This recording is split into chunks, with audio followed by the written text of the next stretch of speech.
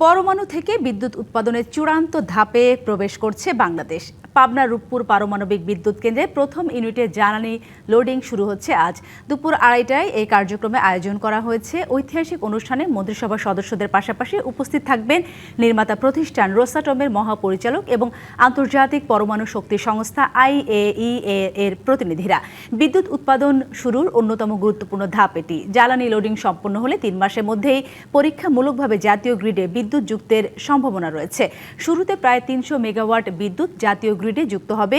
পরে ধাপে ধাপে উৎপাদন বাড়িয়ে 2027 সালের জানুয়ারির মধ্যে পূর্ণ সক্ষমতায় পৌঁছানোর লক্ষ্য রয়েছে। এই বিষয়ে আরও জানাতে পাবনা রূপপুর পারমাণবিক বিদ্যুৎ কেন্দ্র এলাকা থেকে সরাসরি যুক্ত হচ্ছেন সহকর্মী পার্থ হাসান। পার্থ, অবশেষে দীর্ঘ প্রতীক্ষার অবসান ঘটিয়ে পারমাণবিক বিদ্যুতের যুগে আনুষ্ঠানিক যাত্রা শুরু করতে যাচ্ছে বাংলাদেশ। সবকিছু মিলে রূপপুরের প্রস্তুতির সর্বশেষ তথ্য আমাদের জানাবেন। প্রকল্পের প্রথম ইউনিটে জ্বালানি লোডিং এর যে কাজ সেটি কিন্তু আনুষ্ঠানিকভাবে উদ্বোধনের হওয়ার কথা রয়েছে।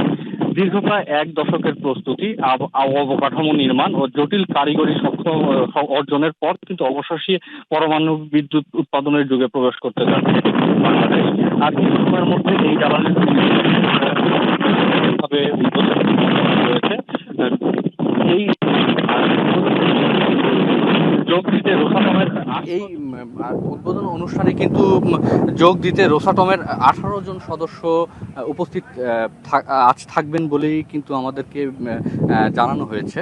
আন্তর্জাতিক বিভিন্ন নিরাপত্তা নির্দেশনা ও কারিগরি শর্ত পূরণে আসলে বিলম্ব থাকার কারণে কিন্তু এর আগেও কয়েকবার সময় নির্ধারণ করেও জ্বালানি লোডিং করা সম্ভব হয়নি। তবে সব বাধা কিন্তু এবার কাটানো সম্ভব হয়েছে এবং এখন কিন্তু রূপপুর পারমাণবিক বিদ্যুৎ প্রকল্প মোটামুটি সব দিক দিয়েই প্রস্তুত এবং প্রথমবারের মতো কিন্তু এই জ্বালানি লোডিংয়ের যে কাজ সেটি কিন্তু আজ সম্পন্ন হবে। আরেকটি বিষয় আপনাকে জানিয়ে রাখতে চাই, জ্বালানি লোডিং প্রক্রিয়া সম্পন্ন হতে প্রায় 45 দিন কিন্তু সময় লাগবে বলে কর্তৃপক্ষ থেকে আমাদেরকে জানানো হয়েছে। সবকিছু পরিকল্পনার প্রথম ইউনিটে জ্বালানি লোডিং শেষ এই কাজ বিদ্যুৎ উৎপাদনের কাজ শুরু হবে। প্রথম ইউনিট থেকে 300 মেগাওয়াট বিদ্যুৎ জাতীয় গ্রিডে যুক্ত হবে এবং বছরের শেষ নাগাদ অর্থাৎ আগামী বছরের শুরুতে পূর্ণ সক্ষমতায় আসলে এই বিদ্যুৎ উৎপাদন করা সম্ভব হবে বলে কিন্তু কর্তৃপক্ষের পক্ষ থেকে আমাদেরকে জানানো হয়েছে এবং তখন কিন্তু পার্থ, অসংখ্য ধন্যবাদ আপনাকে।